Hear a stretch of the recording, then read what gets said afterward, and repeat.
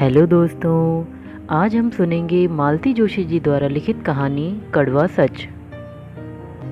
दूसरे मेहमानों के साथ जब रजनी ने भी अपना सामान बांधना शुरू किया तो मैंने उसे आड़े हाथों लिया। यह कोई शराफत है?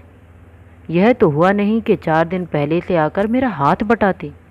ऐन बारात चलने के वक्त तो महारानी टैक्सी से उतरी हैं और अब जाने के लिए भी सबसे पहले तैयार खड़ी हो। हद है। ऐसी कौन सी नौकरी है ये जिसमें छुट्टी का प्रावधान नहीं है? छुट्टियां तो मेरी सबकी सब बकाया हैं रे। पर क्या? मियाँ की याद आ रही है तो साथ लाना था ना। मैंने तो सह परिवार आने को कहा था। एक तो मुंह उठाए अकेली चली आई और अब नखरे दिखा रही हो। कोई टेलीफोन नंबर हो तो दे दो, मैं अभी कोकिल जी को फ़ोन लगाती हूँ। पागल हुई हो? ये कोई मेरी उम्र है उनके लिए बिसूरने की? मैं तो पिंकी के लिए जल्दी मचा रही थी। क्यों? उसे क्या हुआ? होना क्या है, एक आध बेटियां होती तो पता चलता लड़की को घर छोड़कर आते हुए कैसा लगता है। तो उसे भी ले आती ने। मेरा बेटा तो बहन के लिए तरसता ही रह गया। यहाँ जो भी आई सब शादीशुदा थी, बस दिन भर अपने बच्चों को टांगे हुए पति के आगे पीछे डोल रही थी। दूल्हे के पास घड़ी भर बैठने की किसी को फुर्सत नहीं थी, न कोई हंसी न मजाक। सच, पिंकी आती तो रौनक हो जाती, नेहा को भी साथ हो जाता। उसके प्रैक्टिकल चल रहे हैं न, इसलिए तो साथ नहीं ला सके। उसे लेकर आती तो फिर मुझे कोई चिंता नहीं थी। तुम जितने दिन कहती मैं रुक जाती। वैसे अब भी तुम्हारा चिंता करना फिजूल है। घर पर पिंकी अकेले थोड़ी है, उसके भाई हैं, पिता है, फिर चिंता कैसी? वह एक कसैली सी हंसी हंस दी। लड़कों का कोई भरोसा होता है? हवा की तरह इधर से आए और उधर निकल गए। और उनके पिता, वे तो बच्चों से भी बदतर हैं। बिना कहे सुने घर से गायब हो जाएंगे तो आधी रात गए घर लौटेंगे, और घर में रहेंगे तो अपने जैसे 4 निठल्लों को जोड़ लेंगे। हम माँ बेटी चाय बना बना कर हलकान हो जाती हैं। ऐसे ऐसे नमूने इकट्ठे कर लेते हैं कि देखकर उबकाई आती है। मुझे एकदम हंसी आ गई। वह चिढ़ गई। इसमें हंसने की क्या बात है? हंसने की बात तो है ही। तुम शायद भूल गई कि कभी ऐसे ही नमूने पर तुम जान छिड़कती थी। मुझे खूब याद है। भूलने की मोहलत ही कहाँ मिली है। एक नमूना तो जिंदगी भर के लिए गले में बांध लिया है, इसलिए तो डरती हूँ मेरा बस चले तो उन लोगों की छाया भी पिंकी पर न पड़ने दो। मेरा जो हुआ सो हुआ, अब उसकी जिंदगी क्यों बर्बाद हो? मैं हैरत से उसे ताकती रह गई। क्या यह रजनी बोल रही है? क्या इसी रजनी ने कोकिल जी के लिए आकाश पाताल एक कर दिया था? घर से भागकर शादी की थी उसने। घर वाले इस शादी के सख्त खिलाफ थे। कोकिल जी के विजातीय होने पर उन्हें इतनी आपत्ति नहीं थी, पर उनके कवि होने पर सख्त ऐतराज था। ऐसे लोगों को वे घर गृहस्थी के लायक नहीं समझते थे। पर उस समय रजनी ने बड़ी दिलेरी से कहा था, मैं तो चाहती ही नहीं कि वे घर गृहस्थी के चक्कर में पड़े। मैं तो चाहती हूँ कि वे दीन दुनिया से बेखबर होकर बस लिखते रहें। रही खर्च की बात, तो 2 आदमियों का खर्च होता ही कितना है, उतना तो मैं भी कमा सकती हूँ। आखिर मेरी डिग्री किस दिन काम आएगी? रजनी का वह तेज, वह दर्प कहाँ मिला गया? यह तो उस पुरानी रजनी की परछाई भी नहीं लगती, कैसी बुझ सी गई है। एक बात अच्छी हुई कि मेरे बहुत मनाने पर वह 2-4 दिन रुकने के लिए राज़ी हो गई। मुझे बहुत खुशी हुई।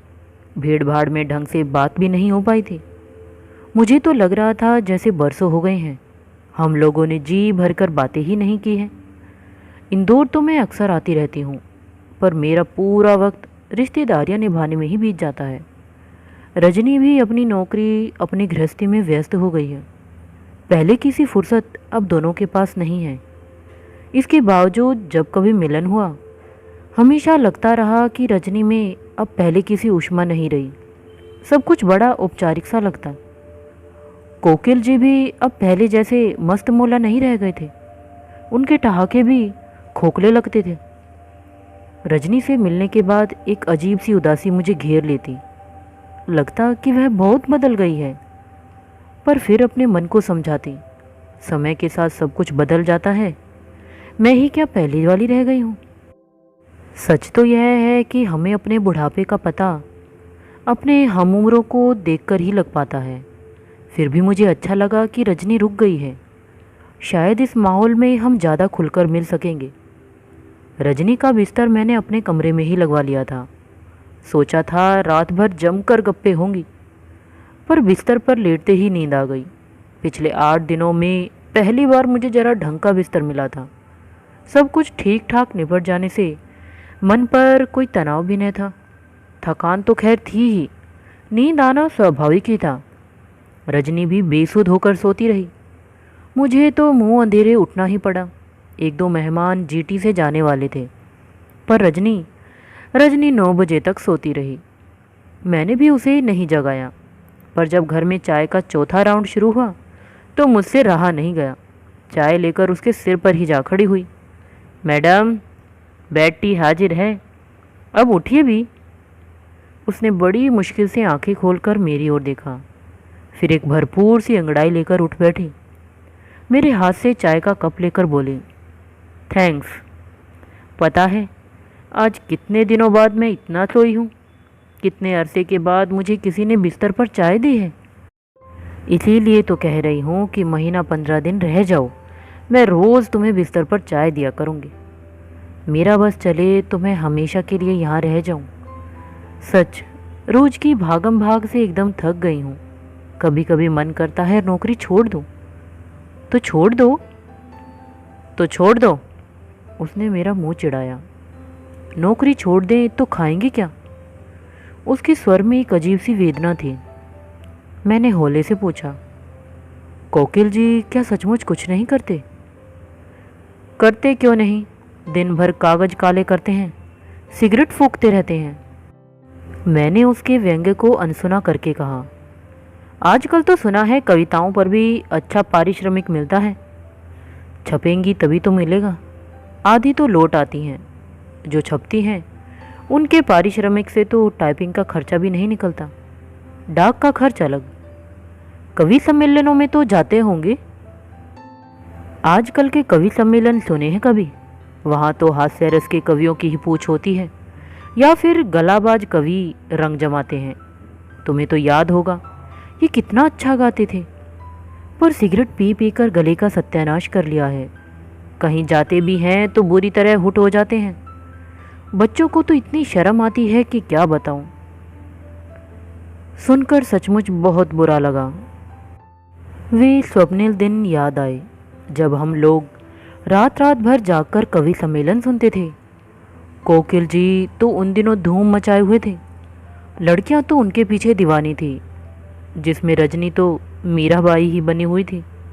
कितनी तपस्या से, कितनी मुश्किलों से उसने गिरधर गोपाल को पाया था, पर उसका स्वप्न पुरुष आज उसके लिए खलनायक क्यों बन गया है? उसकी सतरंगी कल्पनाओं का महल खंडर में क्यों बदल गया है? बुरा लगने की तो बात ही थी। रजनी मेरे यहाँ 3-4 दिन रही, पर ज़्यादातर वह सोती ही रही। लगा कि पता नहीं कितने दिनों की नींद पूरी कर रही है। शेष समय हम लोग बैठे गप्पे मारते रहते। एक दिन अचानक बोली, तुमने तो मुझे पियर का सा सुख और आराम दे दिया। मैं तो अब तक इस सुख से अनजान ही थी। आज पता चला कि बुढ़ापे में भी आंखों को पीहर याद आता है। उसकी बात केवल एक बात नहीं थी, व्यथा का एक पूरा दस्तावेज था।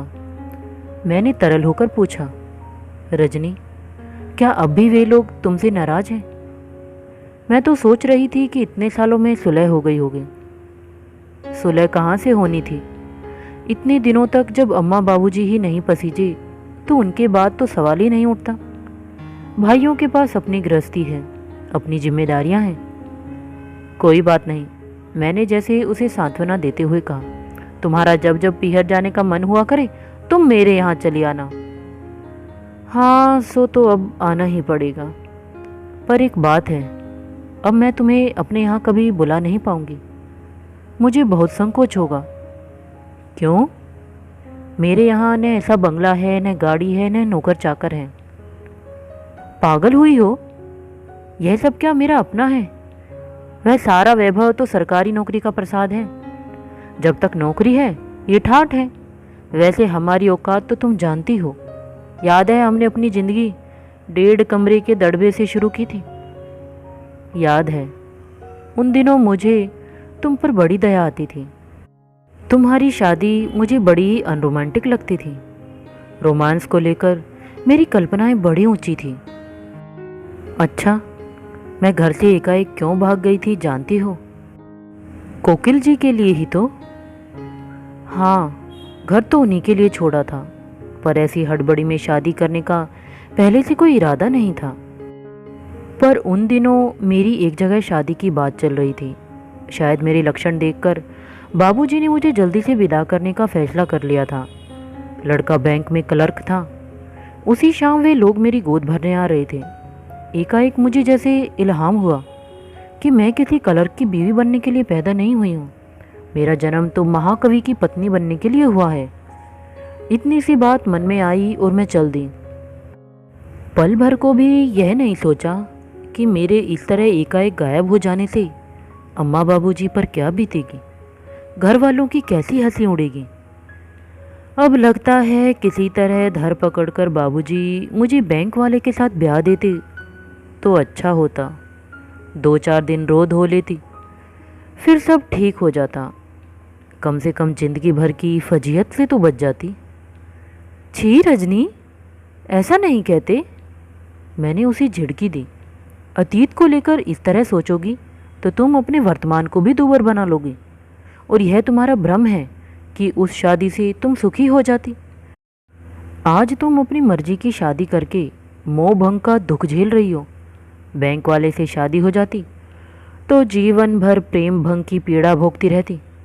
हर हाल में दुखी तुम्हारा पाथेय होता, क्योंकि शायद तुम यही लिखा कर लाई थी। रजनी फटी फटी आंखों से मुझे देखती रह गई। शायद मैं बहुत बड़ा कड़वा सच बोल गई थी, जिसे गले में उतारना उसके लिए बहुत कठिन हो रहा था।